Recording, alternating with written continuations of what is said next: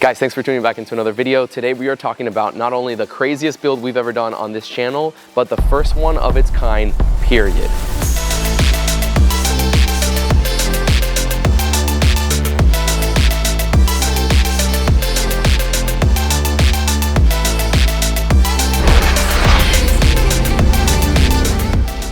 Behind me, we have another donor, Acura Integra. You guys know I like my Integras and all. And rather than just doing a front-wheel drive or even all-wheel drive K-Series, we are pairing this with a rear-wheel drive 8HP70 Dodge transmission.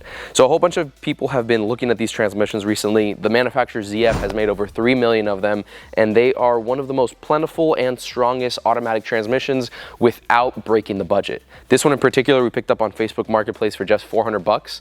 We had a stock K24 laying around from a previous build, which was the 4-door Integra, and we got thinking, I think we should do something completely different. That being said, we did a little bit of research online. We found out that there's adapter kits for K-Series to this transmission. Then I saw on Facebook Marketplace a pretty cool looking Acura Integra, and you can never have too many Integras. So without further ado, we picked up this stock 2-door RS Integra to match the other Integras that we've been working with, and we're going to be pairing that up to make a rear-wheel drive build. A couple things are going to be going into that. Obviously, we're going to have to fabricate the tunnel, we're going to have to fabricate a rear end, make a custom K-member for the front, and a whole bunch of fabrication to actually make this front-wheel drive car into something that's compatible with rear-wheel drive components and be able to go out racing. The first step of this whole process is going to be actually bolting the engine to the transmission, and for that we have this adapter plate by Adamant, which is actually out of Poland, and they make a wide variety of 8HP transmission adapter plates. This one in particular would be for your Honda K-Series, either K20 or K24, and this variant of the Gen 1 Dodge transmission will go directly onto the flywheel that's provided there with a little hub adapter, and it can make this front-wheel drive, stick shift K-Series from the factory into this rear-wheel drive, automatic Dodge transmission powered powerhouse. Now for this in particular, we're going to be running a Max ECU race. Max ECU has a pretty nice program that has logic built in for the rear-wheel drive 8HP transmission already, so it does the control for the transmission as well as control for the engine. This right here would just be a 4-cylinder, 4-injector, 4-coil, 4-EGT setup, but they're able to support all of that without having to run any additional drivers. Now, to control that transmission, they actually provide a flasher that you can rent out or buy from them directly, and this will be able to reflash your transmission and allow you to have Max ECU software controlling the transmission in tandem with the engine as well. It's kind of an involved system, but we're going to be doing a video when it comes to flashing the transmission. That way you guys can follow that along. If you're interested in that, I'll put it somewhere here on the screen and you guys can check that out. This is going to get fully mated to the transmission along with this whole assembly being placed into the car soon, but it's not going to be the final assembly in terms of the engine not coming apart and being built in the future. So the end goal is to have internals go into this so we can have some upgraded horsepower capability in the future. This plan is to make a lot more power than what a stock K24 can actually hold. So before the car actually is finished and running, then we'll be able to do a build on the engine. And just like we've done builds in the past, we're going to go ahead and show you guys how to do that as well. So for this portion of it, we're going to be doing the installation of the hardware without taking it to its full torque stretch or its full torque values. So just get everything snugged up and test fitted in the car for fabrication, but it'll come apart afterwards as well. So don't be afraid to see us do things a little bit different right here. First things first, Adamant does provide hardware, like I said, for everything. On their flywheel bolts, they do have already kind of like a dry Loctite, which I really like. And we're just going to go ahead and snug this down, get it fully seated, but like I said, not go to the full torque value on it. This is an E14 head on this hardware itself. So just keep in mind, you don't want to use regular sockets for this kind of stuff. You want to make sure you have the correct hardware.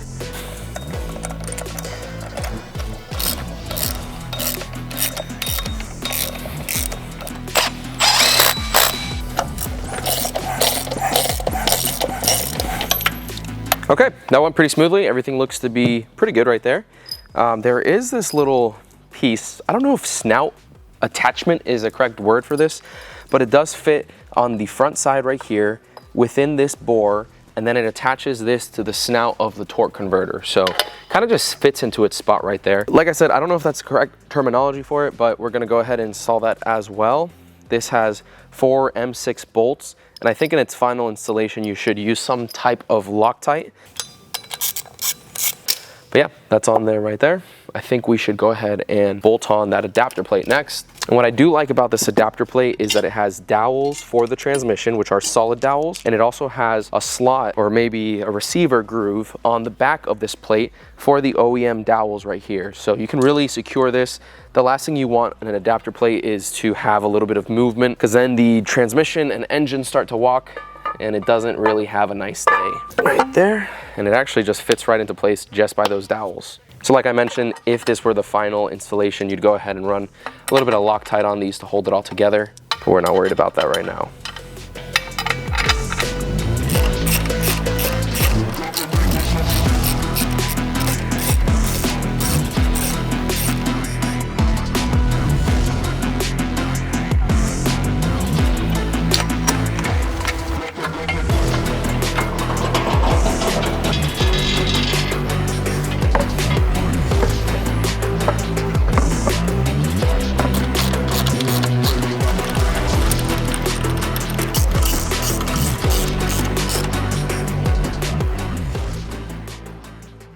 Another thing on that Adamant kit that I hadn't previously mentioned was this little adapter piece. This came with their full kit, and I believe it was in their instructional manual said to be an adapter for the snout of that torque converter. So the piece that came already secured with 4 bolts to the back of the flywheel for that transmission adapter, that works perfectly with this Dodge variant. Now, if you had one with a smaller snout, then you would use this as one of those like step down bits, and it'd be able to get a better engagement or a proper engagement rather than not having an engagement.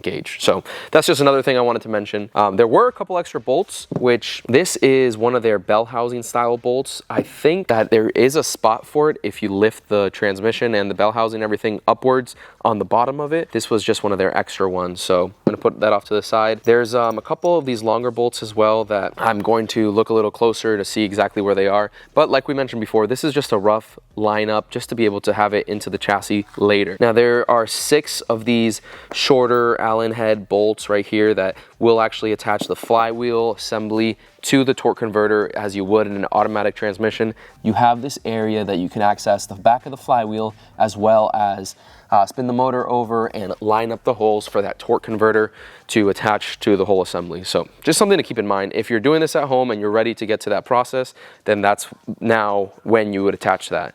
And something that's actually really cool about this that made it a little trickier to install is that this adapter plate takes into account the OEM tilt for the Honda K series. Kind of get a nice view of it right there. It is tilted and it actually lines up the tilt with the OEM oil pan tilt. The adapter plate takes that into account, and you can see the transmission is still fully flush right there, as well as the oil pan is fully flush right there. All in all, they took that into account, which should make sure that the engine lives up well with the oil pressure. Oil capacity will be normal, although we do probably have to change the oil pan. Considering it's going to be in a rear-wheel drive application, you want to have more baffling as well as more capacity. This is a front sump style engine if you were to look at it like a rear-wheel drive engine would be looked at. That means that the oil pump pickup is right here in the front rather than in the back. We would need to expand on that area a little bit. Some of the other car rear-wheel drive conversions have different oil pans, and that's something that we're going to look at after we get all the fabrication done to the chassis work and we start doing the actual assembly of the engine. Now that we have the engine and transmission all mated, before we wrap up this video, we also wanted to do some light chassis work to get the car ready for the fabrication that'll come in the next couple weeks. So that is some pretty solid progress. Everything or almost everything of the engine bay is completely stripped out.